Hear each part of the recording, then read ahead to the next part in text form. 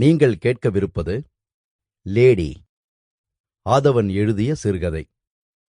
ஒலி வடிவில் வழங்குபவர் கிரி. பாப்பா சரசரவென்று பாத்திரங்களை ஒவ்வொன்றாக தேய்த்து வைத்துக் கொண்டிருந்தாள். கைகள்தான் அக்காரியத்தில் ஈடுபட்டிருந்தனவே தவிர மனம் அதில் இல்லை. அது எங்கோ வருங்காலத்தில் சுற்றி கொண்டிருந்தது. அவருடைய மகன் மாறி பெரிய மனுஷனாக, துரையாக மாறப்போகும் வருங்காலம். அவர்கள் இன்று வாழ்ந்து வந்த குடிசையை விட்டு திடமான நல்ல வீட்டுக்கு குடிபோகப் போகிற வருங்காலம். இவள் இப்படி வீடு வீடாக பாத்திரம் தேய்ப்பதை விட்டுவிட்டு ஹாயாக உட்கார்ந்திருக்கப் போகிற வருங்காலம்.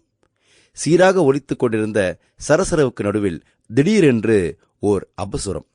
சாம்பலில் இருந்த கரித்துண்டு பாத்திரத்தில் உரசியதால் அந்த சமயம் பார்த்துத்தானா வீட்டுக்கார அம்மாளும் அந்த பக்கம் வர வேண்டும்? மெல்லடி மெல்லடி, புது பாத்திரத்திலே இப்படி கீச்சரியடி என்றாள் அம்மாள். எவர் சில்வர் பாத்திரத்தை விம் எடுத்துட்டு தேய், சாம்பலாலே தேய்க்காதேன்னு எத்தனை தடவை சொல்லியிருக்கேன், மறந்துட்டேம்மா என்று பாப்பா கையில் இருந்த சாம்பலை உதறினாள். பக்கத்தில் சிறிய காகித துண்டில் இருந்த விம்மில் விரல்களை தேய்த்து கொண்டு தொடர்ந்து அந்த புதிய பாத்திரத்தை தேய்க்கத் தொடங்கினாள். நல்ல மறதிடி, மெனக்கிட்டு நான் மறக்காமல் உனக்கு விம் எடுத்து தரேன். ஆனால் அதை பக்கத்திலே வச்சுண்ட ஈயம், வெங்கலம், எவர் சில்வர் எல்லாத்தையும் நீ பாட்டிலே சாம்பலாலேயே தேய்ச்சுண்டு போறியே. செய்கிற காரியத்துல கவனம் இல்லாமல் எப்பவும் ஏதோ ஞாபகம் உனக்கு. அப்படி என்னத்தை நீ எப்போ நினைச்சுட்டு இருக்க ஏண்டி? பாப்பா பதில் சொல்லாமல் வெறுமனே சிரித்தாள். எனக்குள்ளே எவ்வளவோ இருக்கும், நீ உன் சோழிய பார்த்து கொண்டிரு என்று அந்த சிரிப்புக்கு பொருள். ஆனால் வீட்டுக்கார அம்மாளுக்கு இதை புரிந்து கொள்ளும் நுட்பம் இல்லை.